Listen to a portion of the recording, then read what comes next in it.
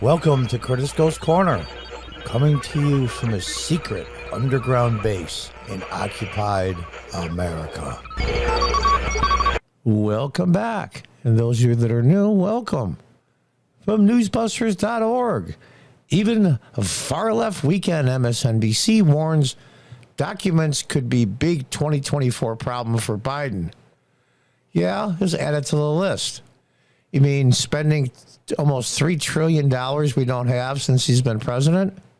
The biggest inflation since the late 70s, early 80s, in the vast majority of working people's lifetimes? You mean like that? You mean an open border where over 2 million people across the border unlawfully under his watch? How about a withdrawal from Afghanistan that put billions of dollars of equipment that hasn't even been paid for yet? We borrowed the money to get that stuff. The American people have to pay back, and yet we left behind hundreds and hundreds of Americans and Afghans who have helped us for the last 20 or 30 years. Need I go on? Need I go on? There's more to the list, of course, and they're worried about the big documents that they found that might hurt Biden. Well, the only reason why they give a good damn is because Trump's not in a similar situation, but in their mind is in a similar situation. So one's going to cancel out the other. That's the only reason why they care. Elections now, even at the national level and even here locally in upstate New York, I used to be a city councilman. You used to be the person with the best ideas that the people wanted that could vote. Won, as a rule, the vast majority of the time. Not anymore. Ideas don't matter. It's how many ballots you can harvest. Who can get the most ballots? Who can get the most absentees in? That's who wins. It's pitiful. Absolutely pitiful. Before we go on, I'd like to say thank you to all my new subscribers. Got a few in the last week or two. And my views on my shorts and in my regular videos have gone up pretty good. So thank you for that. But this is only the beginning. I want to see this channel get a lot bigger this year. Let's read on. A pattern is emerging in the liberal media regarding Biden's classified documents problem. In one corner, liberal talking heads bend over backwards to distinguish Biden's case from Trump's documents, apples and oranges. It's a false equivalency. Now, the liberals and the progressives are saying it's a false equivalency because Trump really broke the law. Joe Biden just effed up. He's just the Uncle Joe, the buffoon. Remember Barack Obama's quote? I'm paraphrasing. Don't underestimate the ways that Joe Biden can F things up. Well, that came from his president when he was vice president. But on the other hand, there is acknowledgement that as unfair as they claim it would be, the documents could be a problem for Biden's 2024 ambitions. He'll never make it that far. Such is the case with Katie Fang and her guests on the MSNBC show Saturday morning. Although Fang suggested that voters would be able to be gullible to believe Republican sound bites, she still put the question to MSNBC analyst and fake Republican Susan Del Percio. Del Percio, in turn, went to lengths to differentiate the Biden and Trump cases. She said that as an actual matter, the documents were only 2 or 3 out of 10 issue for Biden. However, she continued on a political level, she estimates this closer to a 7 or an 8. Yeah, okay. Let's listen to this nonsense. Cases are one in the same. But Susan, do Republicans really think that voters are gullible enough to buy what they're selling? Well, here's the thing. I completely agree with both of you. These are completely different types of cases. However, here's the headline. Both former President Trump and current President Biden are under investigation by the DOJ for handling of classified records.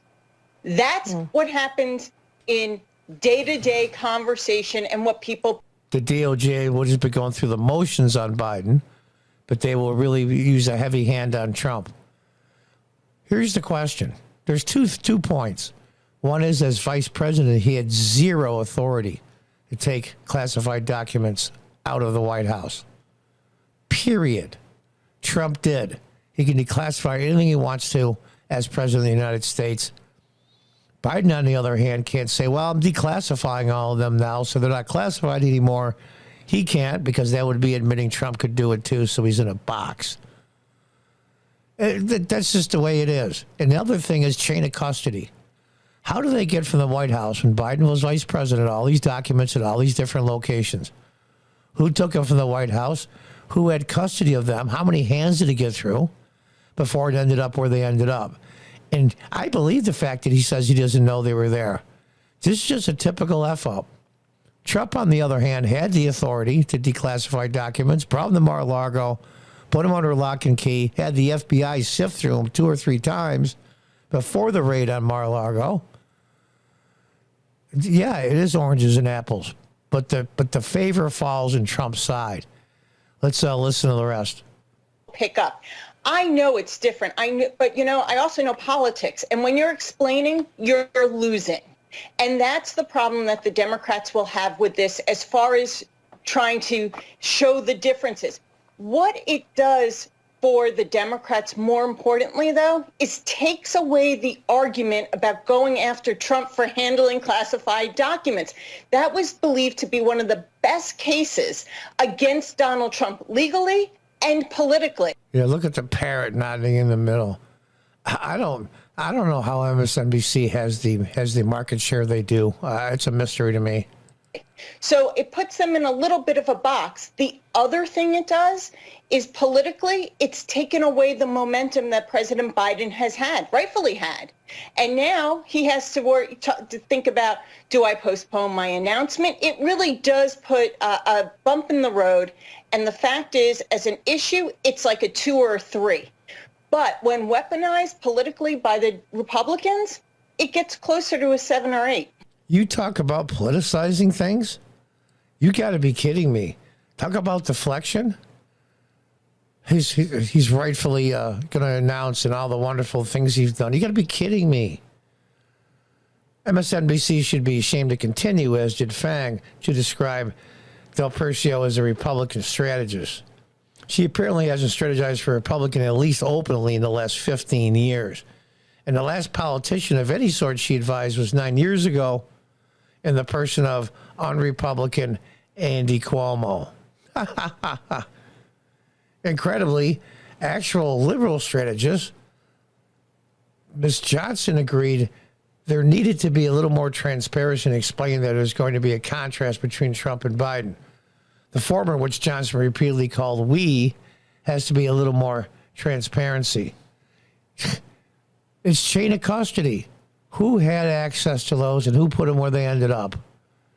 I believe the Biden team is probably waiting for more of the facts to come out. What facts? The only facts you're going to get is for the subcommittee that was formed by Jim Jordan through the Speaker of the House to get all the information the DOJ has on this and plus do their own investigating. It's the only way you're going to get an honest appraisal of what happened. Facts to come out and not get ahead of things and have to walk it back because right now we are already in a predicament where the current president is under investigation. This is not giving us the best headline. Oh, it's the perception of reality, not reality that counts. So we want to make sure, I think the Biden team is trying to make sure they have all the facts and they can. Yeah, they have all the facts. Some of his people took him out of the White House, scared him all over, God knows where. At least they found some of them now. How did they get there? How many people handled them before they got there? And who had the authority to take those? Nobody. Those are the facts, and they can't get around those. Have the American people not trust the president right now when we have done so much work to get his poll numbers up, to get, the confidence back in the president? What confidence? What confidence? So we see the White House being very careful, ensuring that they're cooperating with the investigation, but also not putting us back in a place of really hard defense where it will be hard for us to get out of. Separately, here's a question. Corinne Jean-Pierre, great name, but history's most inept White House reporter. That goes on and on. You can read it. Del Percio says Biden's classified document problem could be a 7 out of 8 of 10 problem for his 2024 ambitions. Joe Biden will never be the Democratic candidate for president in 2024. It's even they're turning on him in an indirect way. They're saying this is a problem, this is a problem, this is a problem. it's the lie of omission. They don't talk about the fact that it's unlawful for him as VP to move top secret documents, aka classified. But Donald Trump as president, right up until January 20th when Biden was sworn in, was the acting president. He moved those prior to that. He had the authority to declassify those, period. They're leaving all of that out. It's a lie of omission. You can hate Trump's guts, but he had the authority.